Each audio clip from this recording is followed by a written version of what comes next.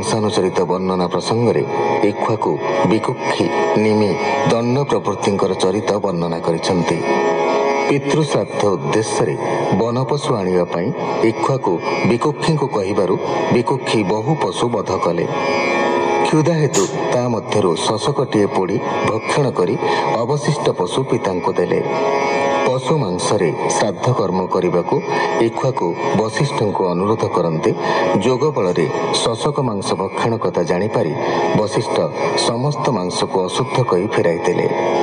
କ୍ରୋଧିତ ଇକ୍ଷ୍ୱାକୁ ପୁତ୍ରକୁ ରାଜ୍ୟରୁ ବିତାଡ଼ିତ କଲେ।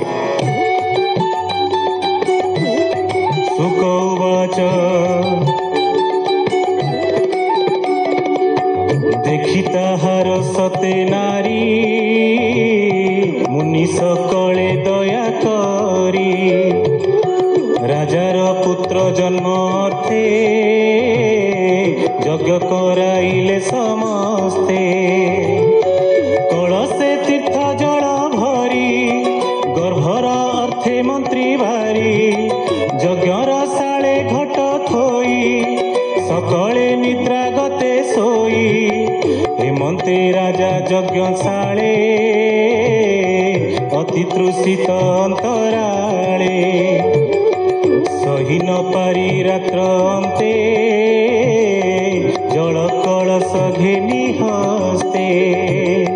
ଦେଖିଲେ ସକଳେ ଅଜ୍ଞାନ ତୃଷାର୍ତ୍ତେ କଲା ଜଳପାନ ହେମନ୍ତେ ପାହିଲା ରଜନୀ ନିଦ୍ରା ତେଜିଲେ ସର୍ବମୁନି।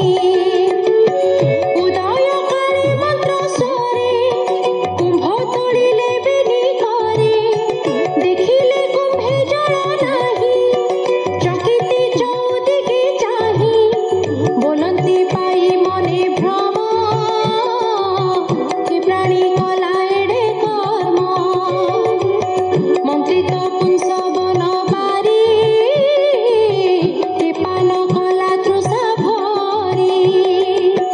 ତକ୍ଷଣେ ବେନି କର ଯୋଡ଼ି ମୁନିଙ୍କ ପାଦ ତଳେ ପଡ଼ି ରାଜା ବୋଇଲା ମୁଁ ଅଜ୍ଞାନେ ତୃଷା ତୋଷିଲି ଜଳ ପାନେ। ଶୁଣି ବ୍ରାହ୍ମଣେ କୋପ ବହି ବୋଇଲେ ବିଷ୍ଣୁ ମାୟା ଏହି ପ୍ରାଣୀ ଯେ ଦୈବ ଅଧୀନ ମାୟାର ବଳେ ହରେ ଜ୍ଞାନ।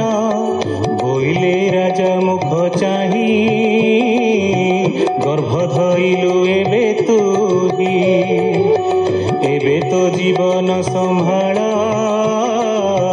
ହେମନ୍ତେ ଗଲା କେତେ କାଳ।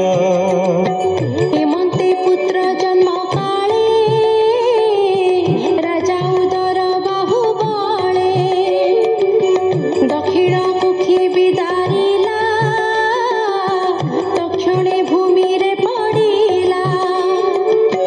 ରାଜା ନ ଗଲା ପୁଣ୍ୟ ବଳେ ଉଭାରି ଦେଖନ୍ତି ସକଳେ ପୁତ୍ରର ଦଇ କ୍ଷୀର ଅର୍ଥେ ତା ଦେଖି ଇନ୍ଦ୍ର ଦୟା ଚିତ୍ତେ ବୋଇଲେ ବିପ୍ରଙ୍କୁ ଅନାଇ ରାଜାର ସ୍ତନ ଯୋଗ ନାହିଁ। ଏ ପୁତ୍ର ଲୋଡୁ ଅଛି କ୍ଷୀର ହେମନ୍ତ ବୋଲି ନିଜ କର। ଅଙ୍ଗୁଳି ତାର ତୁଣ୍ଡେ ଦେଲା ତକ୍ଷଣେ କ୍ଷୁଧା ତା ହରିଲା। ଇନ୍ଦ୍ର ବୋଲଇ ତାକୁ ଚାହିଁ ତୋହର ହୋଇଲି ମୁଁ ଧାଇ। ତୁଜେ ହୋଇଲୁ ବଳବନ୍ତା ଏଣୁ ତୋ ନାମଟି ମାନ୍ଧାତା। ସେ ପୁଣି ଚକ୍ରବର୍ତ୍ତୀ ହୋଇ ପାଳଇ ସପ୍ତ ଦ୍ୱୀପା ମହି ଇନ୍ଦ୍ର ତାହାକୁ ବର ଦେଲେ ଅଜୟ ହୁଅ ଶିବଇଲେ। ସେ ପୁଣି ନିଜ ତେଜ ବଳେ ଅବନି ପାଳଇ ନିଶ୍ଚଳେ। ତାହାର ତେଜେ ଦସ୍ୟୁ ଗଣ ଭୟ ପଳାନ୍ତି ଛାଡ଼ି ରଣ ଏଣୁ ସେ ନିଜ ତେଜ ଧାମ ପାଇଲା ତ୍ରସ ଦସ୍ୟୁ ନାମ। ରାବଣ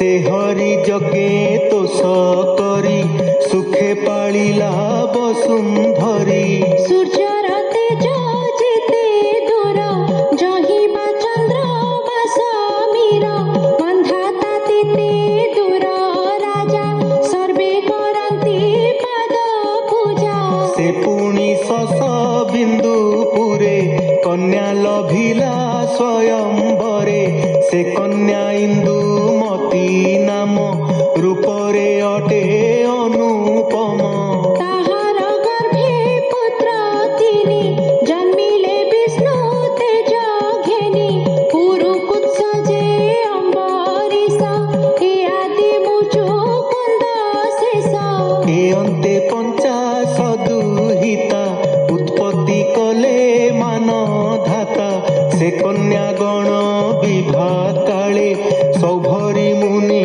जोग बळे ବିବାହ କଲେ କନ୍ୟାଗଣ ସେ କଥା ଏକ ମନେ ଶୁଣ ସୌଭରୀ ଋଷି ବୃନ୍ଦାବନେ କାଳନ୍ତି ଜଳେ ଯୋଗ ଧ୍ୟାନେ तप करन्ति दृढ़ चित्ते एमन्ते किछि काल अन्ते समाधि भाजिला चञ्चले स्थिरे चाहिले नदी जळे ଦେଖିଲେ ମୀନ ଗଣ ମଧ୍ୟେ ରୋହିତ ଖେଳାଇ ଆନନ୍ଦେ ବାଳକ ମୀନ ତା ଶରୀରେ କ୍ରୀଡ଼ନ୍ତି ପୁଛ ପୃଷ୍ଠ ଶିରେ हेमंत होई प्रतिदिने खेलन्ति मुनि सन्निधाने सौभरी मुनि ताहा चाहि लालस चित्ते विचारई ଦେଖ ଏ ରୋହିତର ଭାଗ୍ୟ